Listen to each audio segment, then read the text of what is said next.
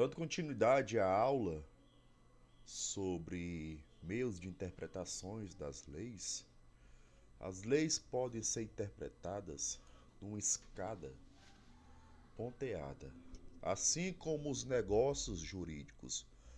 Isso considerando a sua existência, a validade e eficácia. A lei, ela existe quando sancionada. É válida quando o processo de aprovação está de acordo com a Constituição Federal. Isso nós podemos chamar de uma validade formal. E quando o conteúdo não contraria as normas constitucionais, podemos chamar de validade material. A eficácia das leis não se confunde com a eficácia social. Se trata da produção dos seus efeitos dentro do ordenamento jurídico brasileiro. Dizer que uma norma no Brasil é eficaz significa dizer que a norma está vigente ou que ela está em vigor e já produz efeitos. Para analisar a vigência da lei, é necessário compreender o artigo 1 da LINDB, isso é, artigo 1, salvo disposições contrárias, a lei começa a vigorar em todo o país 45 dias depois de oficialmente publicada. Nos Estados Unidos, parágrafo 1, estrangeiros, nos estados estrangeiros, a obrigatoriedade da lei brasileira, quando admitida, se inicia 3 meses depois de oficialmente publicada. O início da vigência da lei é condicionada pela vacatio legis. A LINDB estabelece que, em regra, no Brasil, uma lei só passa a ter vigência após 45 dias da publicação. Isso é, território nacional sanciona, promulga, publica, em 45 dias ocasiona os seus efeitos. O prazo de 45 dias para que a lei inicie sua vigência é denominado de vacatio legis, que significa vacância da lei. Esse prazo é para que a sociedade tenha tempo de assimilar a mudança legislativa. No caso de aplicação de lei brasileira fora do Brasil, o direito internacional público, o prazo para que a lei incide seu vigor, isso é, vigência, é de 3 meses. Bom, se inicia da seguinte maneira, como eu vou dizer para você agora.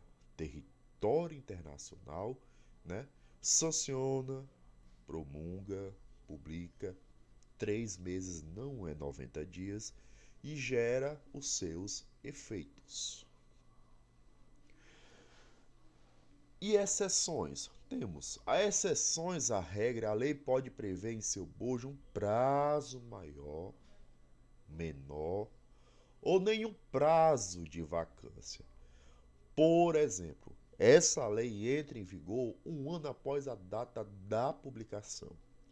No exemplo 2, essa lei em vigor na data, né? Essa lei entra em vigor na data da publicação. A contagem de prazo de vacatio legis tem uma peculiaridade.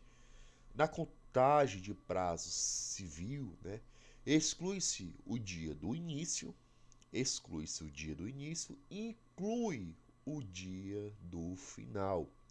A vacatio legis, ela tem previsão específica na Lei Complementar 95 de 98. Inclui a data de início e a data fim do prazo. Se o último dia do prazo não cair em dia útil, ele não prorroga para o dia seguinte.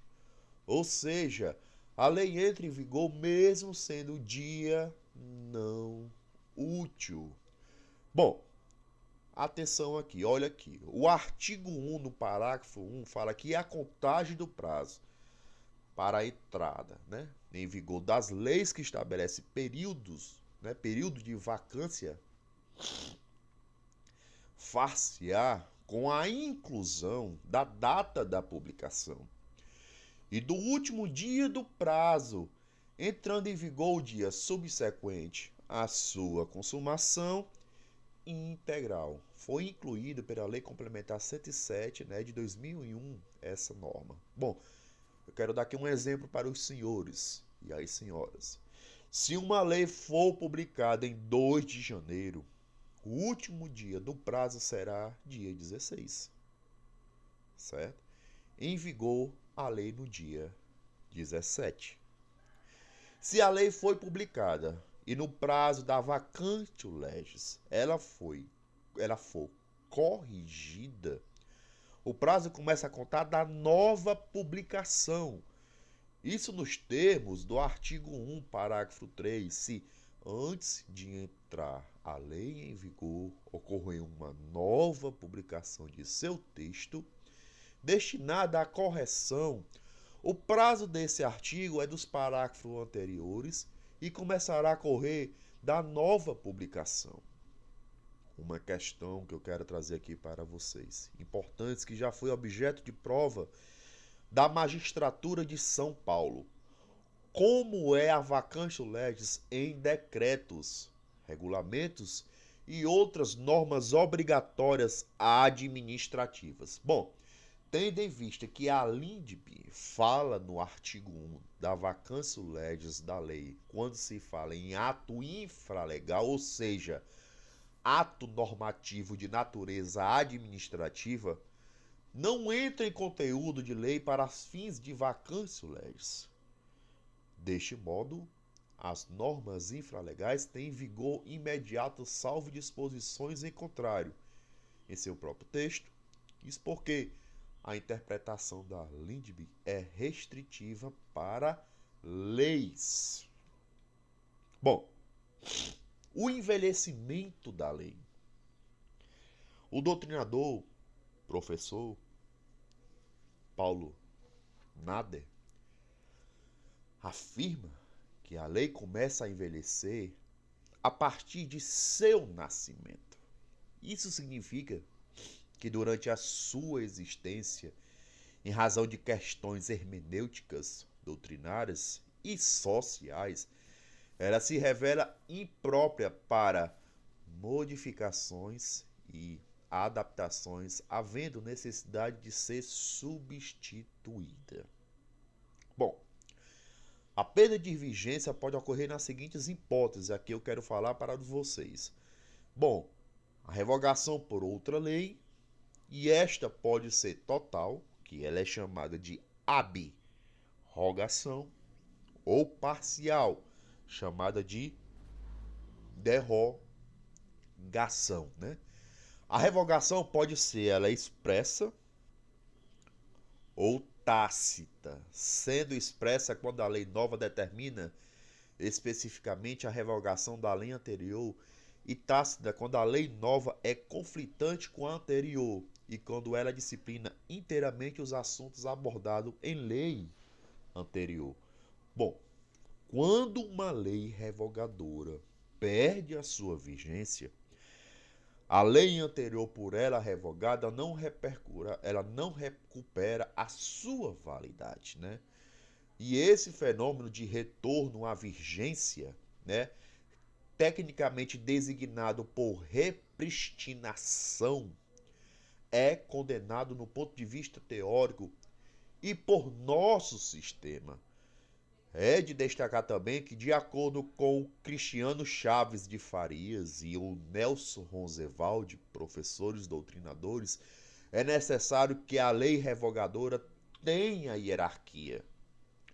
Ela tem uma hierarquia normativa superior ou idêntica em relação à norma revogada. Além disso, cumpre fazer distinção entre o ato de revogação da norma e a declaração de inconstitucionalidade, vez que essa última ocorre quando a norma é incompatível com o sistema constitucional. E decurso do tempo. Bom, e desuso, Também são formas de como a ocorre, né, a perda da vigência da lei. O conflito da lei no tempo, quando um fato jurídico ocorre na vigência da lei e se estende seus efeitos até a vigência de outra norma, é necessário analisar qual lei será aplicável ao caso. Se é da época em que se realizou o ato, ou a do tempo em que vai produzir seus efeitos. Bom, Nander, ele traz um exemplo sobre a eficácia da lei no tempo. Ao ingressar na faculdade de Direito, o acadêmico encontra em vigor um determinado currículo e por ele começa o seu curso. Caso não ocorra qualquer alteração no elenco das disciplinas, não irá deparar com problemas curriculares, mas se durante o seu curso sobrevier um novo currículo, várias perguntas surgirão. O acadêmico terá direito a prosseguir no seu estudo e formar-se de acordo com o currículo antigo. Assim pergunta. B. Deverá o aluno seguir, inteiramente as novas disposições, como se ela houvesse o currículo anterior? Assim também pergunta. Ou seja, o currículo novo respeitará os créditos alcançados pelo acadêmico e que esta deverá adaptar-se às novas exigências? Assim também pergunta. É evidente que a resolução que aprova, um novo currículo evita que essa ordem de interrogações por suas disposições transitórias que define as situações anteriores. Bom, nesse caso, muitas perguntas demandam respostas, Para isso, além das normas transitórias no ordenamento jurídico vigente, o princípio que rege essa matéria faz parte do direito intertemporal. Vale destacar, que excepcionalmente com expressa previsão normativa, a lei tem caráter permanente. Do contrário, de acordo com Cristiano Chaves de Farias, e o professor Nelson Roosevelt, segue-se o princípio da continuidade, segundo o qual a lei somente terá o seu término com a revogação. Bom, salvo as hipóteses, de lei elaboradas com data fim ou para atender circunstâncias específicas em razão de não perdurar as circunstâncias que deu ensejo à sua criação. Correlacionando-se com a revogação da norma, encontra-se o instituto da ultratividade. Em linguagem simples, a ultratividade ou pós-atividade é a possibilidade de produção de efeitos por uma lei já revogada, com base na ultratividade, e vislumbra-se a aplicabilidade do Código Civil de 1916, embora já revogado, a determinadas situações jurídicas consolidadas durante a sua vigência. Bom, é o exemplo da sucessão aberta na vigência do Código Civil de 16. Mesmo que a ação de inventário tenha sido proposta já após o advento do Código Civil de 2002, o artigo 2041 é também a hipótese da incidência do artigo 2038 da Lei Civil vigente, que apesar de proibir a criação de novas enfiteuses, o direito real da coisa alheia, Então reputou, válidas as já existentes e submetendo-as a uma normatividade do Código Civil de 16, isso se sublinhe-se por oportuno que a ocorrência do fenômeno da ultratividade não depende de expressa disposição contida na lei nova, e decorrendo da garantia da não retroatividade das normas que são consagradas pelo inciso 36 do artigo 5 da Lei Maior ou da Constituição Federal. Bom, é de se destacar também uma peculiaridade no direito brasileiro, que, diferentemente do direito romano, não admite perda da eficácia legal pelos costumes. Isso significa que, em decorrência do princípio da supremacia da lei sobre os costumes, apenas uma nova lei é que tem o acordão de tirar a eficácia de norma legal, não sendo admitido no direito brasileiro a tese de desuso. Bom, eu quero ler aqui para os senhores uma jurisprudência, uma apelação civil, isso é um julgado, né? Tributário e constitucional, um mandado de segurança de alteração da Lei número 5.005 de 2012, pela Lei número 6.375 de 2019. Bom, a modificação da alíquota de ICMS, isso é uma contradição entre as disposições legislativas, norma específica, superveniente, revogação tácita da norma anterior e validade da norma. Bom, a Lei Distrital número 6.375 de 2019, ao alterar a alíquota na fórmula para apuração do ICMS nas operações internas de 12% para 13%, revogou tacitamente todas as disposições da Lei Distrital número 5.005 de 2012. Se fosse com ela incompatíveis, à luz do disposto no artigo 2, parágrafo 1 do decreto número 4.657 de 1942, a alteração legislativa não ofende o disposto no artigo 97 do Código Tributário Nacional e no artigo 150 da Constituição Federal, uma vez respeitado o devido processo legislativo e os princípios da anterioridade e da noventena. Bom, quero ler outra aqui sobre direito intertemporal, né? Uma outra decisão que também faz parte desse assunto. Bom, a Lei número 13.467 de 2017, a despeito das alterações trazidas pela Lei 13.467 de 2017, cabe esclarecer que em matéria de direito intertemporal são adotados dois princípios gerais do direito: o da irretroatividade das leis e da aplicação imediata da lei nova. Assegurados o direito adquirido, o ato jurídico perfeito e a coisa julgada. Isso está no artigo 5, inciso 37, da Constituição da República e o artigo 5 da LINDB. Bom,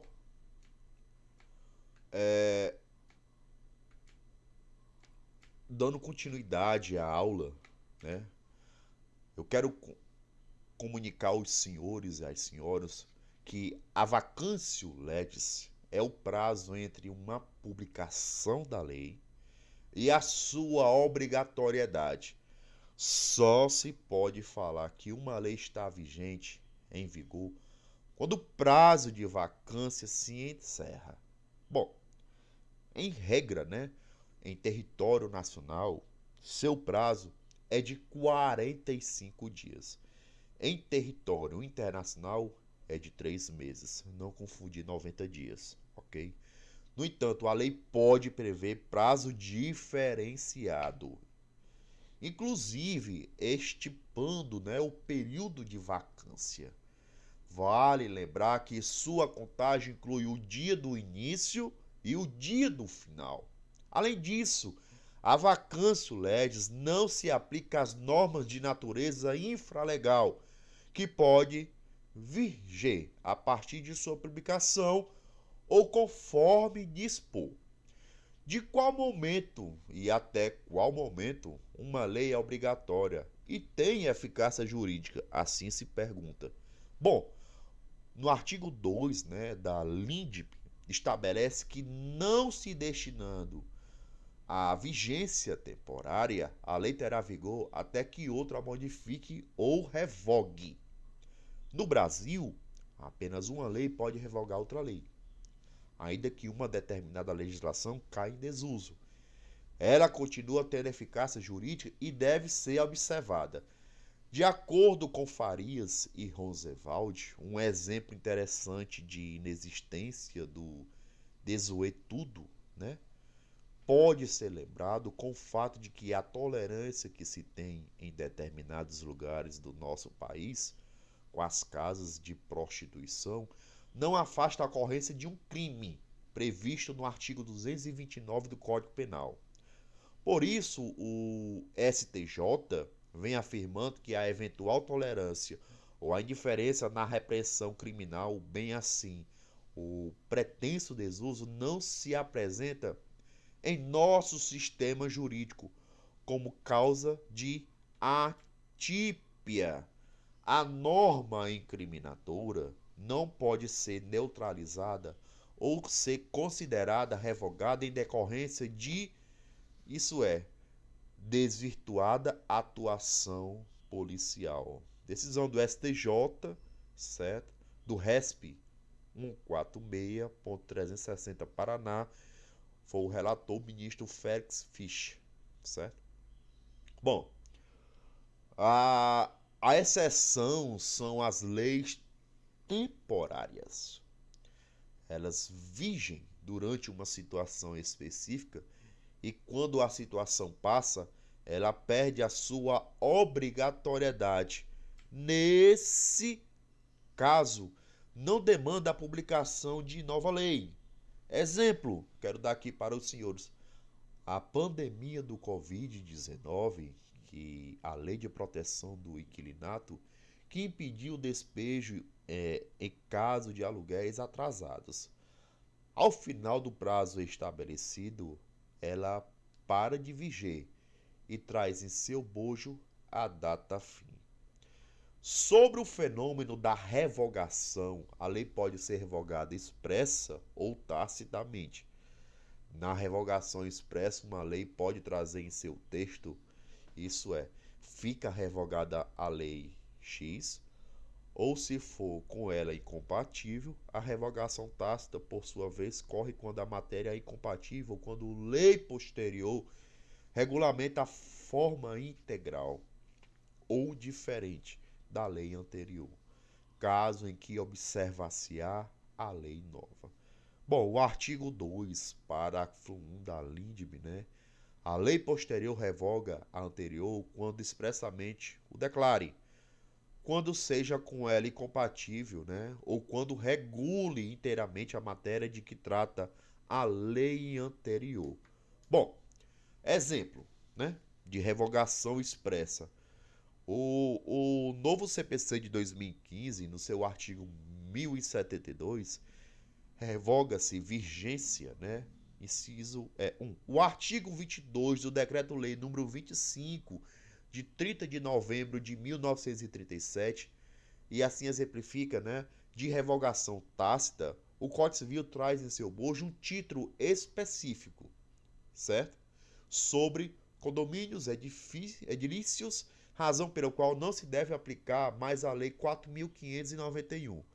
Bom, o entendimento do STJ é de que ocorreu uma revogação tácita, tendo em vista que o Código Civil regulamenta a matéria integralmente em seu bojo. Bom, assim fala, né? Não é demais lembrar que a lei superior prevalece sobre a lei inferior. Nessa partícula, observa-se que a norma constitucional deve prevalecer sempre sobre os demais diplomas legais. Aliás, né, advirta-se, inclusive, que não haver hierarquia entre leis complementares e ordinárias, distinguindo-se meramente em razão da matéria versada e do quórum de aprovação, certo? O que é repristinação normativa? Bom, de acordo com José Arci Lessa Giordani, né, repristinação consiste na recuperação de vigência de uma lei que já fora revogada, ou seja, é o fenômeno jurídico de acordo com o qual, uma vez revogada a lei revogadora, a lei anterior volta a viger. Bom, quero explicar aqui para o senhor segundo a doutrina e uma exemplificação. Bom, a partir da opção da lei introdutória, é possível afirmar que a proibição da repristinação, significando que a revogação da lei revogadora não restaura os efeitos da lei revogada, segundo I, 2I, né? A possibilidade de efeitos repristinatórios quando houver expressa disposição nesse sentido. Bom, em outras palavras, quando revoga uma lei por outra, sobrevindo nova revogação desta segunda lei, não se restaura os efeitos daquela primeira. Isso é salvo uma previsão, salvo uma expressa previsão em contrário. Exemplificando, se a lei A é revogada pela lei B, e em seguida vem a lei C e revoga a lei B, não se restaura os efeitos da lei A, salvo expressa previsão legal. Exemplo prático: o Código de Processo Civil de 2015 revogou o Código de Processo Civil de 73. A pergunta que fica é: se o Código de 2015 for revogado, volta a valer o de 73? Bom, em regra, essa prática não se aplica no direito brasileiro, né? A LIDB, em seu artigo 2, né, no seu parágrafo 3, estabelece que, salvo disposição em contrário, a lei revogada não se restaura por ter a lei revogadora perdido a vigência. Se o CPC 2015 fosse revogado hoje, o CPC de 73, desculpe, não voltaria a viger, salvo se constasse na própria lei revogadora a repristinação, dado que depende de autorização legislativa expressa. No entanto, é essencial tratar da repristinação no caso de declaração de inconstitucionalidade da lei revogadora. E nesse sentido, eu quero dar aqui uma exemplificação aos senhores que interessante situação ocorre no caso de declaração de inconstitucionalidade por controle concentrado da lei revogadora. E nessa hipótese, afirmada a inconstitucionalidade da lei revogadora, serão restabelecidos naturalmente os efeitos da lei revogada. Isso em face da perda da eficácia daquela.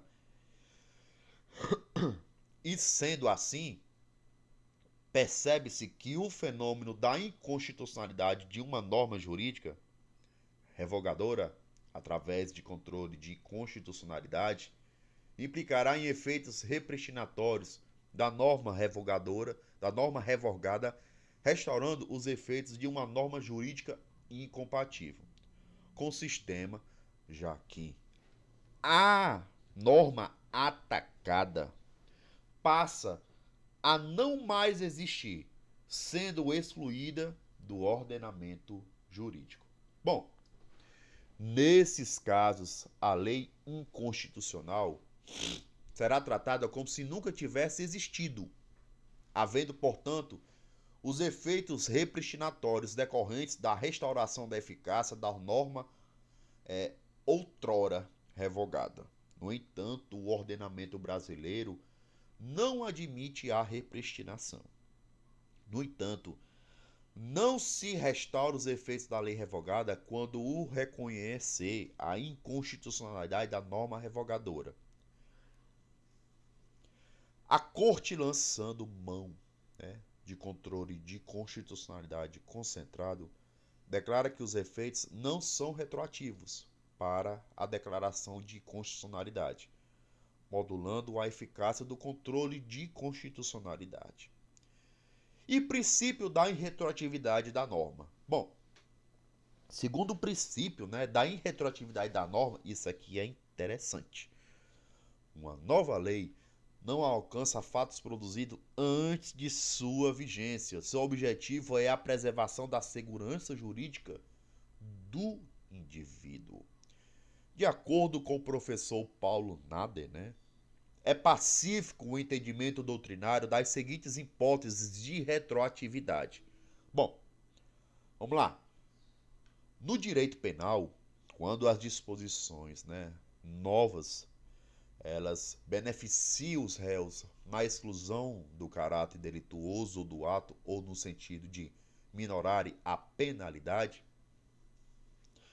no tocante às leis interpretativas, quando as leis abolitivas que extinguem instituições sociais ou jurídicas incompatíveis com o novo sentimento ético da sociedade, como ocorreu com a abolição da escravatura. Bom, admite-se o efeito imediato de nova lei quando, em relação a normas processuais, né, quando a norma congentes ou taxativas como as de direito de família, quando as normas de ordenação pública, quando o direito das obrigações no tocante às regras imperativas.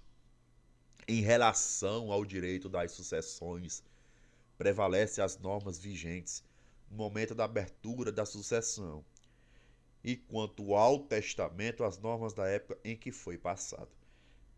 Pelas análises realizadas, considerando os temas abordados, é passível se afirmar que os princípios que regem a aplicação das fontes do direito, as disposições acerca da vacância, revogação e retroatividade das normas, visam o atendimento da segurança jurídica.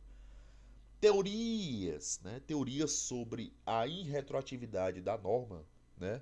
Bom, o jurista, o professor Paulo Nander, explica as principais teorias sobre a irretroatividade da norma de forma sintetizada. A doutrina clássica, né, ou dos direitos adquiridos, essa teoria parte das diferenças entre faculdade, isso é uma possibilidade jurídica, expectativa, esperança de se alcançar um direito, e direito adquirido, que é o direito de que a pessoa já possui, está na sua esfera de domínio, né? A teoria da situação jurídica concreta, nele se considera a posição do indivíduo perante a norma. A situação ela é abstrata quando a situação jurídica não alcança a pessoa e concreta quando lhe atinge vantagens e obrigações da norma. Teoria dos fatos cumpridos. Bom, nesse caso, não cabe a verificação da existência do direito adquirido, e sim averiguar se o fato foi cumprido durante a vigência da lei anterior, havendo retroatividade quando o ato legislativo atingisse o fato jurídico realizado no passado, desfazendo, né, ou alterando os seus efeitos produzidos na vigência da lei revogada. A teoria de Paul Roubier, né? Segundo este, né, a lei ela deve alcançar os fatos do presente, respeitando os que passaram, e não deve alcançar o futuro. Ele considera efeito retroativo, né? Ação sobre os atos e fatos do passado. Bom, efeito imediato. Ação apenas sobre o presente. Efeito diferido. Contra a lei, vai alcançar o futuro. A concepção de Plagniot, né, segundo ele, a retroatividade é apenas quando a lei atua sobre o passado. Isso é, para apreciar as condições de legalidade de um ato, para modificar ou suprimir os efeitos de um direito já realizado. Além disso, a norma pode atingir efeitos futuros, de fatos, ou de atos anteriores, sem que seja retroativa. O princípio da ratione materiaria, né, ao tratar da irretroatividade da lei, pode-se adotar princípios gerais e abstratos, ou optar pelo princípio ratione materiae, isto é, pela particularização de assuntos como na legislação brasileira. E antinomias normativas. Bom, antinomias normativas, também conhecida como lacunas de conflito, consistem em casos de conflito entre normas válidas. O professor Flávio Tartucci faz a seguinte definição: a antinomia é a presença de duas normas conflitantes, válidas e emanadas de autoridade competente, e sem que se possa dizer qual delas merece aplicação em determinado caso concreto. Isso é, lacunas de colisão. E isso serão analisados os critérios clássicos constituídos por Norberto Bobbio, né? em sua teoria do ordenamento jurídico para a solução das antinomias. O critério hierárquico. Neste, a lei superior prevalece sobre a inferior. Alexio superior derogat lex inferiore. Isso é, em situação de antinomia de primeiro grau aparente. O critério de especialidade neste a lei especial prevalece sobre a lei geral, né? A lex specialis derogat lex generale quando se trata de antinomia de primeiro grau aparente. Critério cronológico. Nele, a lei posterior prevalece sobre a anterior, né? E a lex posterior, que é a derogat lex priori, em se tratando de antinomia de primeiro grau aparente. A ordem de forças segue o exposto: hierarquia, especialidade e cronologia. Em razão da força constitucional, de acordo com Flávio Tartucci, as antinomias podem ser classificadas da seguinte forma: antinomia de primeiro grau, antinomia de segundo grau, antinomia aparente, antinomia real. A de primeiro grau, conflito de normas, é conflito de normas que envolve apenas um dos critérios acima expostos, né? A de segundo grau é que choque de normas válidas que envolve dois critérios analisados. E aparente, situação que pode ser resolvida de acordo com os metacritérios antes expostos. E a real, situação que não pode ser resolvida de acordo com os metacritérios antes, né, expostos. Quando o conflito é de segundo grau aparente, né, uma norma especial anterior versus uma norma geral posterior, isso prevalece o critério da especialidade, no caso a primeira norma. Norma superior anterior, norma inferior posterior. Prevalece a primeira em razão de critério hierárquico. No caso de conflito entre uma norma geral superior e uma norma especial inferior, fala a professora Maria Helena Diniz, doutrinadora, o chama a situação de antinomia real. E sustenta nesse caso, não é possível estabelecer uma meta-regra geral, preferindo uma classe a outra sem passar pela adaptabilidade do direito, pois não há prevalência. Segundo o professor Borbio, importante você saber disso, deve-se optar teoricamente pelo hierárquico, né? Uma lei constitucional geral deverá prevalecer sobre uma lei ordinária especial, pois se admite o princípio de que uma lei ordinária especial pudesse derrogar normas constitucionais. Os princípios fundamentais do ordenamento jurídico estaria destinado a esvaziar-se rapidamente de seu conteúdo. Mas na prática, a exigência de se adotarem as normas gerais de uma Constituição a situações novas levaria às vezes, né, a aplicação de uma norma especial, ainda que ordinária, né, sobre a Constituição. A supremacia do critério da especialidade só se justificaria nessa hipótese a partir do mais alto princípio da justiça, sucunc tribuere, né? Sucunc tribuere, baseado na interpretação de que o que é igual deve ser tratado como igual e o que é diferente de maneira diferente. Esse princípio serviria uma certa medida para solucionar uma antinomia, tratando igualmente o que é igual e desigualmente o que é desigual, fazendo as diferenciações exigidas fáticas e valorativas. No caso de conflito de especialidade versus critério hierárquico, no caso de antinomia real, a solução pode se dar pelo poder legislativo ou pelo poder judiciário. Na solução legislativa, caberia a edição de uma terceira norma, estabelecendo qual das duas outras normas seria aplicado em caso de conflito, né? No caso de solução pelo Poder Judiciário, o juiz deve buscar o máximo de justiça aplicando a LIDB, optando por adotar uma das duas normas. Na fundamentação, né, pode ser utilizado também o artigo 8 do novo CPC, que trata dos fins sociais e exigências do bem comum, do resguardo e promoção à dignidade da pessoa humana e observando a proporcionalidade, a razoabilidade, a legalidade, a publicidade e a eficiência. Quero ler aqui para os senhores uma jurisprudência. Apelação criminal, favorecimento da prostituição, caso de prostituição, tipicidade da conduta, absolvição, impossibilidade, recurso a que se nega provimento. Vamos lá.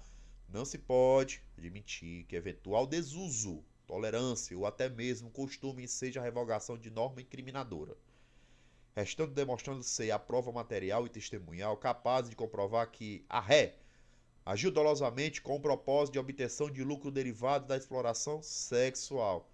Eis que se tratava de funcionária encarregada de selecionar as meninas para a prática de prostituição e tolerava essa conduta, configurando esta o crime tipificado no artigo 229 do Código Penal, recurso a que se nega provimento. Bom,